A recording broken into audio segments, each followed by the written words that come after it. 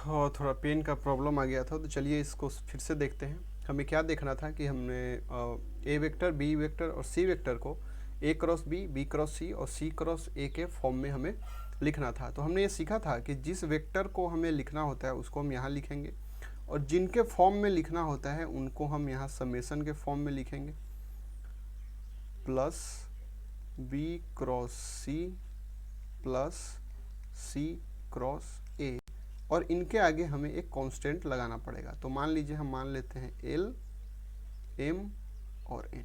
तो ये चीज़ मैंने आपको सिखाया था कि हमें जिस वेक्टर को लिखना है, हमें ए वेक्टर को लिखना है किसके फॉर्म में लिखना है, A cross B vector, B cross C vector और सी क्रॉस ए के फॉर्म में। तो इनको हम एज ए लीनियर कॉम्बिनेशन लिख लेंगे विथ कॉन्स्टेंट्स। ठीक है, तो ये हमारे पास आ गया। अब यहाँ पे अगर हम एल का वैल्यू निकाल ले, एम का वैल्यू निकाल ले और एन का वैल्यू निकाल ले, तो फिर हमारा काम बन जाएगा। तो अब सोचिए कि हमें एल का वैल्यू, एम का वैल्यू और एन का वैल्यू कैसे निकलेगा। अगर इस इक्वेशन में हम समहाउ अगर एम को गायब कर दे और एन को गायब कर दे, तो आपको दिख रहा होगा कि एल का वैल्यू आ जाएगा। फिर अगर उसी तरह से अगर एल को गायब कर दे, एम को गायब कर दे, तो हमें एन का वैल्यू आ जाएगा।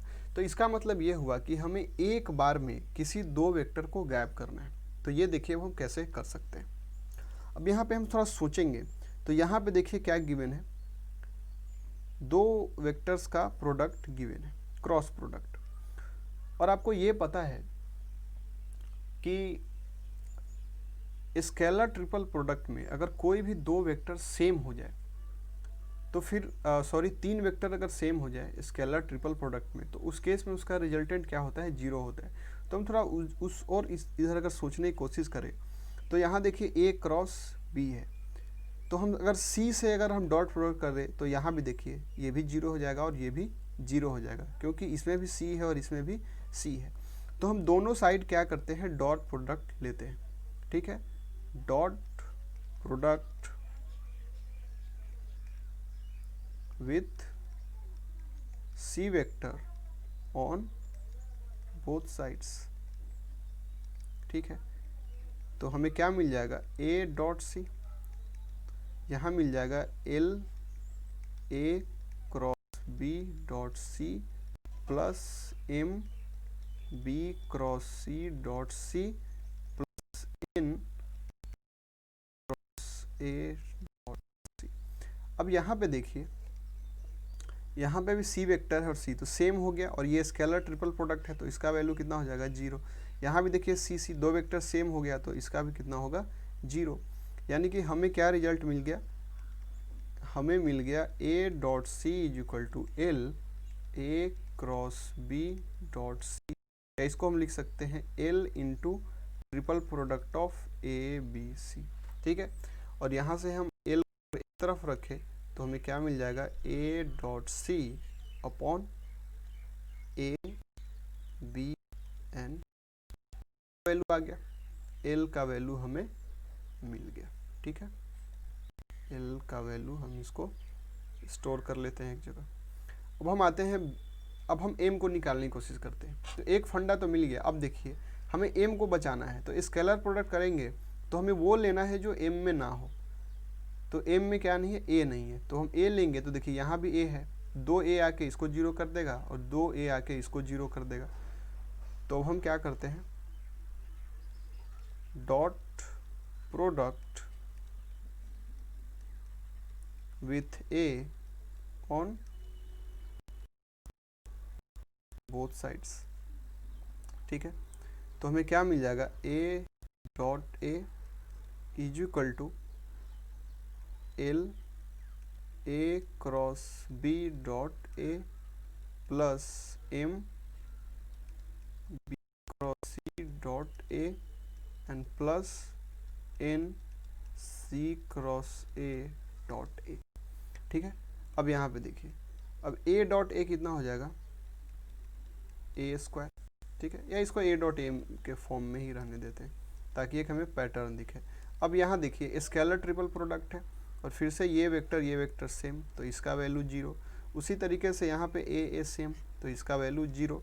तो ये हमें क्या मिल जाएगा, ये हमें मिल जाएगा एम इंटू, और इसको हम लिख सकते हैं ए बी सी का स्केलर ट्रिपल प्रोडक्ट, यानी कि अगर हम एम लिखे तो हमें क्या मिल जाएगा, A dot A upon A B and सी।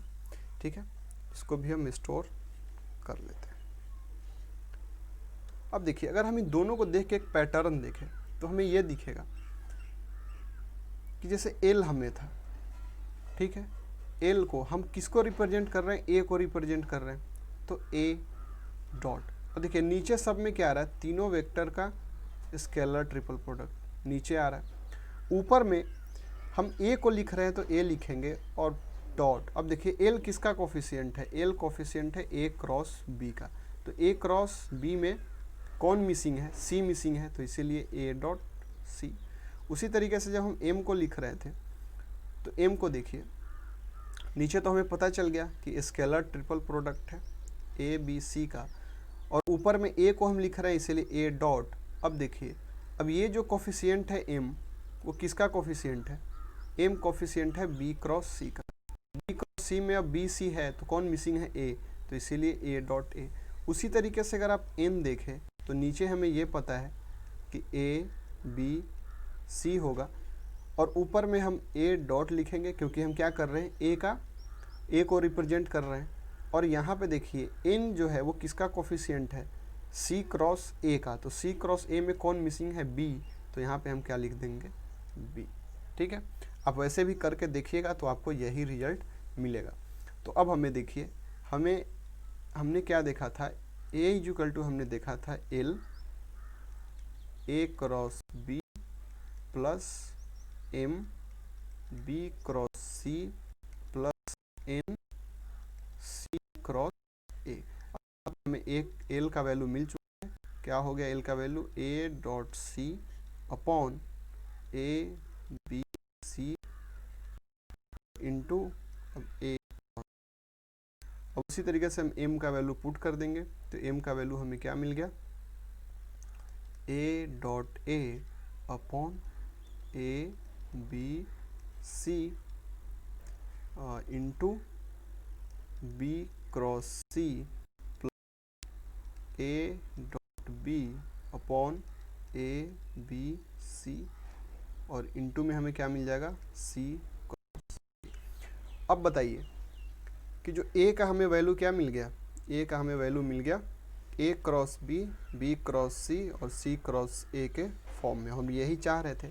अब ये जो रिजल्ट होगा हमारा क्या होगा, कुछ कांस्टेंट होगा, क्योंकि ये भी स्केलर प्रोडक्ट है और ये भी स्केलर प्रोडक्ट है, तो हो सकता है कोई 4/5 आए या 2/3 आए, कुछ भी आए, और इंटू ए क्रॉस बी, उसी तरह से कुछ कांस्टेंट बी क्रॉस सी, कुछ कांस्टेंट और सी क्रॉस सी, तो हम ए वेक्टर मिल गया ना इन तीनों फॉर्म में। अब देखिए इसी रिजल्ट को देख के आप बी वेक्टर को फिर से कीजिएगा, ये आपका होमवर्क हो गया और इससे प्रैक्टिस भी हो जाएगा, करना वही है। फिर से हम बी को क्या लिखेंगे, L A cross B plus M B cross C plus N, मतलब कोई कांस्टेंट सी क्रॉस सी, और फिर से हम उसी तरीके से निकालेंगे।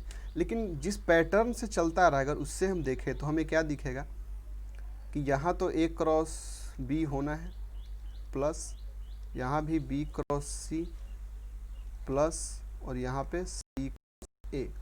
अब हमें कांस्टेंट पुट करना है, तो कांस्टेंट में क्या मिल रहा है कि नीचे तो स्केलर ट्रिपल प्रोडक्ट, तो यहाँ भी आएगा scalar triple product A B C का, और यहाँ भी आएगा ए बी और सी। अब ऊपर में देखिए, यहाँ पे ए वेक्टर को रिप्रेजेंट करना था तो ए हमने लिखा था, और यहाँ पे बी को तो बी डॉट, यहाँ भी बी डॉट बी डॉट। अब देखिए यहाँ पे ए क्रॉस बी तो बचा क्या, सी, तो सी को, यहाँ पे बी क्रॉस सी तो क्या बचा, ए, तो ए, यहाँ पे सी क्रॉस ए में क्या बचा, बी, तो बी। ठीक है, सेम काम यहाँ हमने किया था, ए बी में तो सी बचा, बी सी था तो ए बचा, और सी ए था तो बी बचा। उसी तरीके से अगर हम सी वेक्टर को लिखेंगे तो हम क्या लिखेंगे, A cross B plus B C plus C cross A के फॉर्म में लिखना है, हम कांस्टेंट लिखते हैं तो क्या लिखेंगे, सी को रिप्रेजेंट करना है, यहाँ कौन मिसिंग है, सी, तो सी डॉट सी, और नीचे तो A B C scalar triple product होना ही है। यहाँ देखिए फिर सी डॉट बी सी है तो कौन मिसिंग है, A upon A B C C vector. यहाँ पे कौन मिसिंग है, ए आ रहा था, बी आ रहा था, सी आ रहा था, यहाँ पे कौन सी डॉट, यहाँ कौन मिसिंग है, बी। ठीक है, तो इस तरीके से इसको हम, अब हमें क्या दिख रहा है कि ए बी और सी को हमने रिप्रेजेंट किया है किस फॉर्म में, ए क्रॉस बी क्रॉस सी और सी क्रॉस ए के फॉर्म में। अब एक आपका क्वेश्चन है जो कि होमवर्क होगा, एक ये क्वेश्चन है, फिर इस क्वेश्चन को हम अगले क्लास में डिस्कस करेंगे। अब आपको क्या करना है कि A cross B cross C and C cross A को रिप्रेजेंट करना है इन फॉर्म ऑफ क्या, A vector, B vector and C vector. ठीक है, तो थोड़ा मैं आपको हिंट दे देता हूं। अब फिर से क्या लिखें, अब हम देखिए किसको रिप्रेजेंट करना है, बेसिक से हम कभी डेविएट नहीं करेंगे, जितना हमने पढ़ा है उसी को यूज करके सवाल बनाएंगे। हमने क्या पढ़ा था कि जिसको रिप्रेजेंट करना है, किसको रिप्रेजेंट करना है यहाँ, ए क्रॉस बी को, तो A cross B is equal to, अब किस फॉर्म में करना है, ए बी सी, तो ए बी प्लस सी में क्या हो जाएगा, सबके कांस्टेंट। ठीक है, ये हो गया हमारा रिप्रेजेंटेशन। अब हमें क्या करना है, एल एम और एन का वैल्यू निकालना है। तो जो जुगाड़ हमने वहाँ फिट किया था वही जुगाड़ यहाँ पे हो सकता है। तो पिछले केस में स्केलर ट्रिपल प्रोडक्ट वाला जुगाड़ फिट हो गया था, इस केस में हो प्रोडक्ट का जुगाड़ लगे या यही जुगाड़ फिट हो जाए। तो ठीक है, इस तरीके से आप सोचिएगा तो ये सवाल आपसे बन जाएगा। तो फिर इस सवाल को कीजिए और हम मिलते हैं अगले क्लास में। और अगर आपको मेरा काम पसंद आ रहा है और इससे आपको लग रहा है कि बेनिफिट हो रहा है तो प्लीज़ लाइक कीजिए, थोड़ा आपके लाइक से मोटिवेशन मिलता है। और इसको शेयर कीजिए ताकि और भी बाकी जो स्टूडेंट्स हैं, आपके फ्रेंड्स हैं, उनको भी इससे बेनिफिट मिल सके। तो ठीक है, इस सवाल को ट्राई कीजिएगा, फिर इस क्वेश्चन को हम करेंगे क्लास में और उसके बाद हम कुछ और नया कॉन्सेप्ट सीखेंगे और कुछ और क्वेश्चन करेंगे। ठीक है, तो मिलते हैं नेक्स्ट क्लास में। Thank you so much.